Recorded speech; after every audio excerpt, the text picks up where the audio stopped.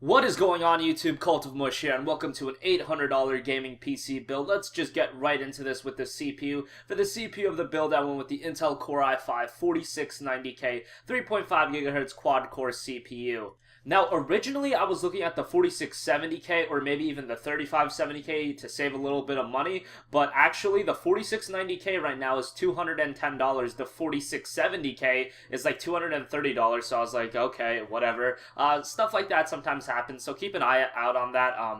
Just because something is cheap, something better might not be even cheaper, and that's what we got here with the 4690K.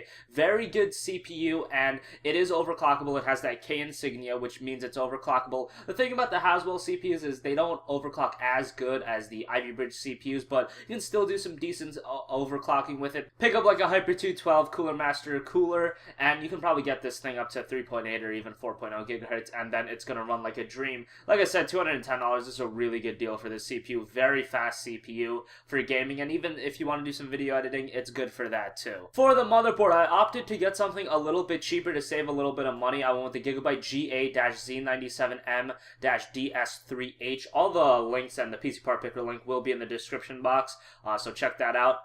This is a micro ATX motherboard, but it has all the features you want out of it. It has 4 RAM slots, supports up to DDR3 3100, so just think about that for a second. 32 gigabytes of RAM it caps out at. It has all the features you want. Yes, you won't be able to go for a Crossfire SLI configuration, but honestly, guys, I don't like it anyway, and with the graphics card we got in this build, you're not even going to have to think about something like that, an upgrade for a very long time for gaming. So I just thought, let's go with this, save a little bit of money, and get a better graphics card in the build.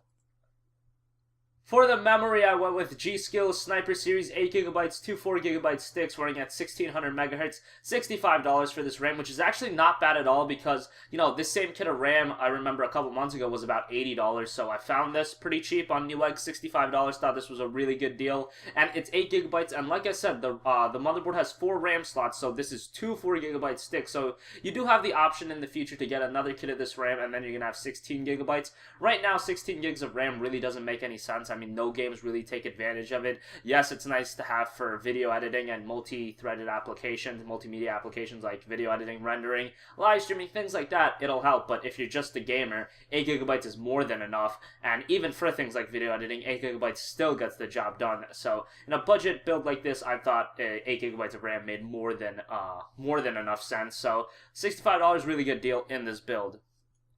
For storage, I went with the Western Digital Caviar Blue 1TB 3.5-inch 7200 RPM internal hard drive. About $48 right now on Outlet PC after a $5 mail-in rebate. This is the cheapest I've ever seen 1TB hard drives. I mean, there was that flood a couple years back which kind of jacked hard drive prices through the roof, and now we're back to that point where they're going back down in price. $48, that's just a crazy deal in my opinion for a terabyte of storage. That's a lot of space. You guys have a little bit of cash to spare, I wouldn't, be against you guys picking up a 2 or 3 terabyte drive, because let's be honest, with the Steam deals and everything, you're going to be buying a lot of games, and if you want to keep them installed all at the same time, nowadays a terabyte is not enough for most people, especially considering games like Wolfenstein: The New Order are 40 gigabytes. But if you're the kind of guy that's okay with deleting your games, and by no means is a terabyte a little amount of space, so you're going to be able to put a lot of games on there. It's just for some people, you got games like Final Fantasy 13, that's 60 gigabytes, Titanfall, that's 50 gigabytes right there, that's like 100 gigs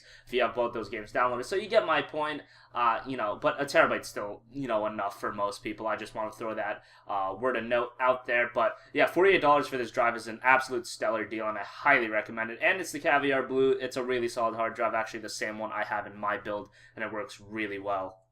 For the power supply, I went with the EVGA 600-watt 80-plus bronze certified PSU, $40 after a $20 mail-in rebate. Solid power supply, it's going to power the build, no problem. We can't go for a Crossfire SLI configuration anyway, so, getting a 750-watt or an 800-watt, that really didn't make a lot of sense, so might as well get the 600-watt. It's going to power the build, no problem. The i5 4690K is very power efficient, and the graphics card we picked is power efficient as well, so yeah, 600-watt is perfectly fine for this build. Speaking of the graphics card, the Gigabyte GeForce GTX 970 4GB video card for $320. You get a free game if you pick it up right now. Now, I believe those games are Assassin's Creed Unity, The Crew, and Far Cry 4. Correct me if I'm wrong, they're 3 Ubisoft games. Unfortunately, it's not the Steam copies of those games, but 3 pretty decent games. The Crew, I played the beta of, and it was pretty fun. Assassin's Creed Unity, the core of the game is fairly good, but it's a broken piece of shit right now. And Far Cry 4, by most people's account, I haven't played too much of it myself, is a fantastic game, so I would pick Far Cry 4 out of those 3 personally. But $320 for a very exceptional video card. This is going to be gaming at 1080p, no problem. I actually have this same video card from EVGA though, and I game at 1440p, pretty good. 1440p, some of the games I do have to lower the settings down if I do want to get 60 frames per second constant, but this, the 970 is an absolute beast, and this is the 4GB model. I believe it only comes in the 4GB variant, so very good, a very good graphics card, and you get a free, decent game with it. Far Cry 4, like I said, go with that one. Assassin's Creed Unity's aight, but it's broken, and The Crew, racing games on PC has never been my cup of tea anyway, so yeah, this is a very good deal for $320. Finally, for the case, Cooler Master Half 912 mid-tower case, $45 from Micro Center after a $15 mail-in rebate.